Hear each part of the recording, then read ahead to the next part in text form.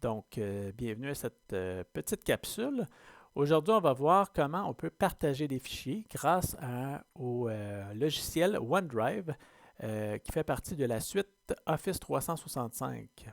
Donc, au Collège André Grasset, par exemple, tous les étudiants, tous les employés, les enseignants ont un compte Office 365. Donc, ça va être assez facile de partager des fichiers grâce à ce logiciel-là. Donc, la première des choses, on se rend à notre compte Office 365, on s'inscrit, et là, on va voir tous les logiciels auxquels on a accès. Donc, on va cliquer sur OneDrive. Donc, dans le fond, ce logiciel-là, c'est un disque dur infonuagique dans le nuage. Donc, on va sur un gros disque dur dans lequel on va pouvoir mettre toutes les informations qu'on veut partager.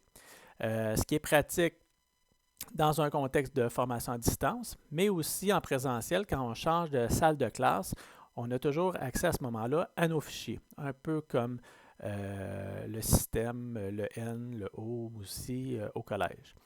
Donc, je vais dans mes fichiers, juste ici, et là, je vais par exemple créer un nouveau dossier, si je veux. Sinon, je peux directement mettre mes fichiers dans mon dossier racine, mais là, je vais me créer un dossier. Donc, cours test, par exemple, parce qu'on fait le test. Donc, je fais créer.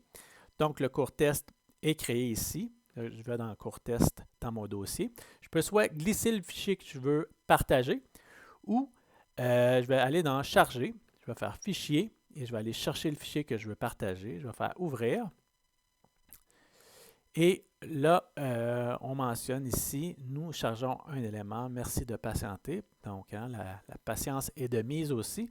C'est un fichier de 95 mégaoctets environ. Donc, c'est le genre de fichier aussi qui peut être pratique à partager. C'est ça.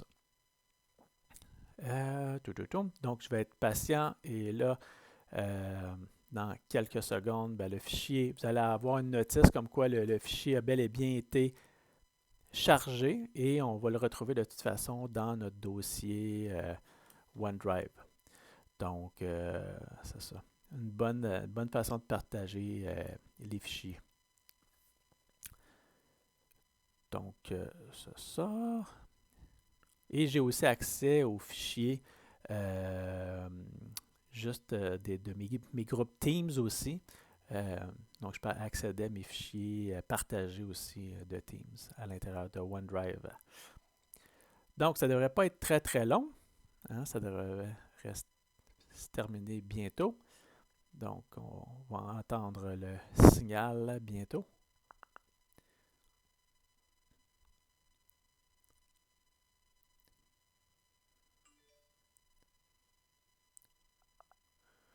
Ça ne devrait pas être très très long.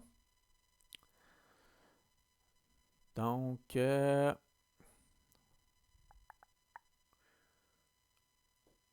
excellent. Donc, on peut déjà partager le lien en cliquant là-dessus, mais on va attendre un petit peu. On va plutôt le partager ici. Donc, partager l'élément, on a une espèce d'onglet ici, partager l'élément sélectionné avec d'autres personnes. Donc, on va cliquer là-dessus. Et là, on va déterminer avec qui on veut partager. Donc, par défaut, c'est toute personne disposant du lien peut modifier le contenu. Donc, on pourrait le télécharger à ce moment-là. Mais on pourrait très bien le filtrer pour donner accès seulement aux gens disposant du lien qui font partie de mon organisation. C'est possible de faire. Et on peut définir une date d'expiration aussi du lien. Donc, par exemple, si on veut donner accès à un examen, on pourrait très bien donner une date d'expiration de ce lien-là. Après coup, les gens ont plus accès à ce fichier-là. Donc, c'est ça. Là, dans ce cas-ci, je vais mettre, par exemple, quelqu'un au sein de mon institution et autoriser ou non les modifications. Moi, je dis oui, pas de problème dans ce cas-ci. Je fais appliquer et là, je peux soit rentrer le nom d'une personne à qui je veux le partager, rentrer un petit message de paix si je veux. Donc, pour les gens de notre institution, soit des étudiants ou des employés enseignants, c'est très facile. Vous entrez le nom et vous allez rapidement les trouver parce que tous ont un compte Microsoft. Sinon, vous pouvez comme les étudiants, des fois, c'est un peu plus difficile parce que le Mio n'est pas relié à une adresse courriel. Vous pouvez copier le lien, donc aller sur la chaîne ici, vous cliquez sur la chaîne et vous copiez le lien ici et vous le collez dans Mio, par exemple, ou une adresse courriel si vous utilisez un compte avec une adresse courriel. Et là, vous l'envoyez aux étudiants, soit dans un Mio ou sur Léa dans les liens web envoyés dans les documents. Donc, c'est un petit peu la méthode pour partager les fichiers sur OneDrive. Et à ce moment-là, ici, vous avez aussi d'autres options sur les 3 points.